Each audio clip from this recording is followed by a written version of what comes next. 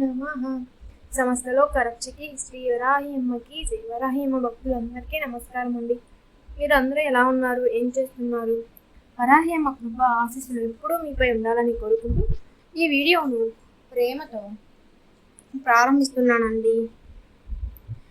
ఈరోజు మనం వినబోయే కథ సాధారణ కథ కాదు. ఇది శక్తి మహిమను తెలియజేసి మహోన్నత పురాణ ఘట్టం. ఈ కథను వినే అదృష్టం అందరికీ రాదు.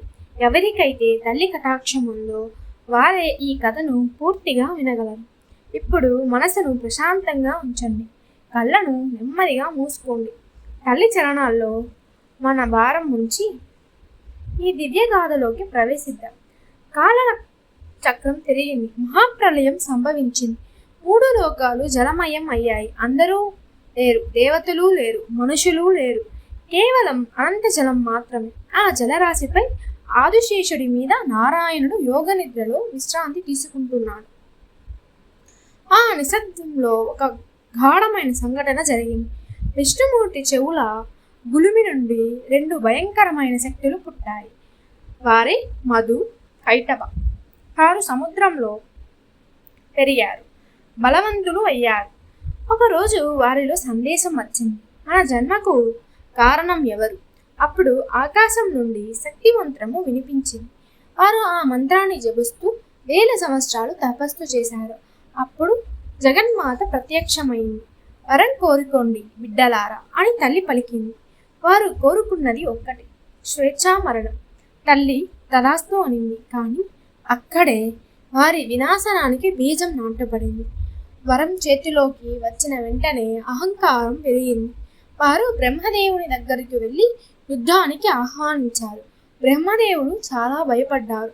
విష్ణువును లేపడానికి ప్రయత్నించాడు, కానీ ఆయన యోగ నిద్రలో ఉన్నాడు. అప్పుడు బ్రహ్మదేవుడు యోగ నిద్రాదేవిని ప్రార్థించాడు, తల్లి రక్షించు. పరాశక్తి కరుణించి విష్ణువు మేల్కొన్నారు. విష్ణువు రాక్షసులతో యుద్ధం ప్రారంభించాడు. 1 రోజు కాదు, 2 రోజులు కాదు, 1 సంవత్సరం కాదు, 5000 సంవత్సరాలు యుద్ధం కొనసాగింది. కానీ విజయం రాలేదు. ఎందుకు అంటే వారికి స్వేచ్ఛామరణం వరం ఉంది. అప్పుడు విష్ణువు పరాశక్తిని ప్రార్థించాడు. పరాశక్తి చిరునవ్వుతో ప్రత్యక్షమైంది. వారి అహంకారమే వారిని చంపుతుంది అంది. ఆమె మొహరూపంలో వారిని సమోహితులను చేసింది. విష్ణువు వారిని పొగిడాడు. వారు గర్వంతో మేమే నీకు వరం ఇస్తాం అని అన్నారు.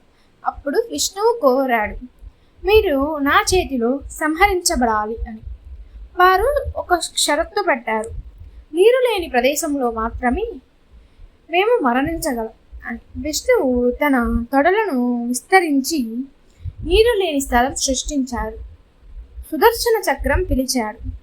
ఒక్క క్షణం 2 శిరస్సులు ఖండించబడ్డాయి. మధు, కైటభులు అంతమయ్యారు. ఈ కథ మనకు చెప్పేది ఏంటంటే, అహంకారం వినాశనానికి కారణం. శక్తి లేకుండా కార్యం జరగదు. పరాశక్తి అనుగ్రహమే రక్షణ. మీ జీవితంలో ఉన్న మధు, కైటభులు అంటే సమస్యలు, అడ్డంకులు అన్నీ తొలగిపోవాలి. తల్లి కటాక్షం మీ మీద ఎప్పుడూ ఉండాలి. సర్వే జన సుఖినో భవంతు. మీరు ఈ ఛానల్ని మొట్టమొదటిసారి చూస్తుంటే దయచేసి సబ్స్క్రైబ్ చేయండి. అలాగే ఈ వీడియో మీ మనసుకు కొంచెమైనా ఆనందం ఇచ్చిందంటే లైక్ చేసి మీ ఫ్రెండ్స్, ఫ్యామిలీ మెంబర్స్ అండ్ కొలీగ్స్తో షేర్ చేయండి.